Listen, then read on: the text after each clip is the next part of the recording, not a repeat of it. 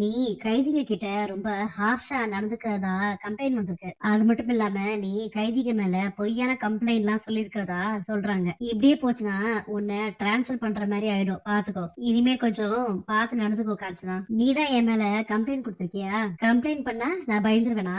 இல்ல மேடம், நான் யார்கிட்டயும் எதையும் சொல்லல. நீ யார்கிட்ட வேணாலும் போய் கம்ப்ளைண்ட் பண்ணிக்கோ. என்கிட்ட அந்த புதையல அடையறதுக்கான வழி என்கிட்ட இருக்கு. என்ன சொல்றீங்க மேடம்?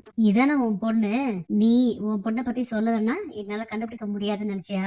தயவு செஞ்சு இந்த விஷயத்துல மட்டும் தலையிடாதீங்க மேடம். நீங்க சுடருக்கு எந்த பிரச்சனையும் உண்டாக்காதீங்க ப்ளீஸ். இப்ப புரிஞ்சுதா? என்ன எதிர்த்தா என்ன நடக்கும்னு தெரிஞ்சுக்கோ. நம்ம 3 பேரும் இப்போ ஓடி பிடிச்சு விளையாடலாம். இந்த கலர் பொடிய யார் யார் மேல அடிக்கிறான்னு பாக்கலாம். ஐயோ அம்மா, கண்ணு எரியுதே. தியா போதும், என் மேல கலர் அடிக்காத, எனக்கு கண்ணு எரியுது. சுடர் என்னாச்சுமா?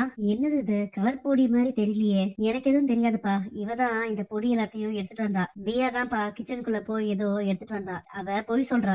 ஏன் இப்படி பண்ணுதியா? பணம் கொடுக்க வந்தா அந்த வேலையை மட்டும் பார்த்துட்டு போக வேண்டியதானே. எதுக்கு இந்த மாதிரி எல்லாம் பண்றாங்க? என்ன பண்றது, பணத்துக்காக நிறைய பேர் இப்படி மாறிடுறாங்க. அன்னைக்கு பணத்துக்காகவும் சொத்துக்காகவும் தான் அபி உன் பின்னாடி வந்தா. அன்னைக்கே நீ அவளை வேண்டான்னு சொல்லியிருந்தனா இன்னைக்கு பார்வதி உயிரோட இருந்து